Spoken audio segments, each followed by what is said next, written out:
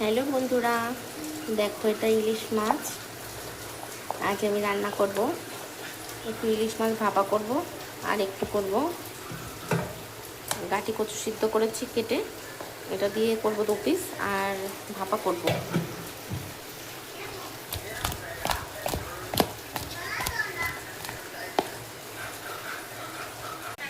দেখো এখানে তেলটা দিয়েছি, গরম হয়ে গেছে।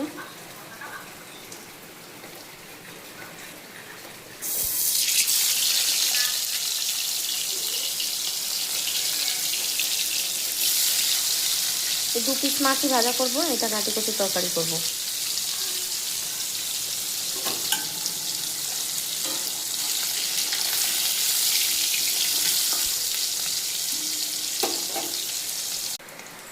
এখানে আমি গাটি কচু তরকারি করছি, জিরে শুকনো লঙ্কা ফোড়ন দিয়েছি।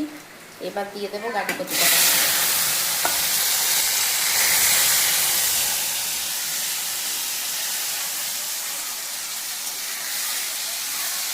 এখানে ভাত হয়ে গেছে, নামিয়ে দেবো।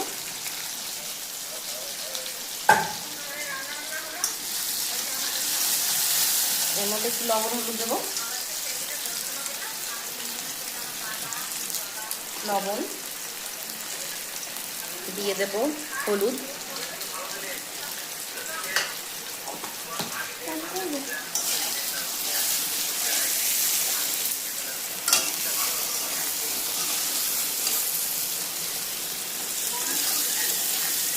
ভালো করে নাড়াচাড়া দেবো, একটু ভাজা ভাজা হবে, তারপরে জল দিয়ে দেবো। এখানে ভালো করে ভাজা হয়ে গেছে,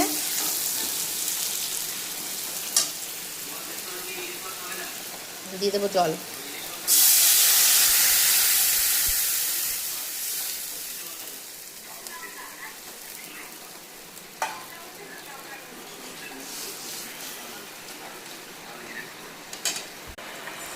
এখানে ইলিশ মাছটা ভাপা করব, তার জন্য ইলিশ মাছটা লবণ হলুদ মাখিয়ে নিয়েছি। এবার এখানে এই যে সর্ষে, কাঁচা লঙ্কা আর একটুখানি জিরে দিয়েছি, এর মধ্যে বাটা, এটা সেঁকে নিয়েছি। এর মধ্যে দিয়ে দেবো একটু লবণ, দিয়ে দেবো আর একটু হলুদ, আর দেব সরিষার তেল এটা। এবারটা মেখে নেব ভালো করে।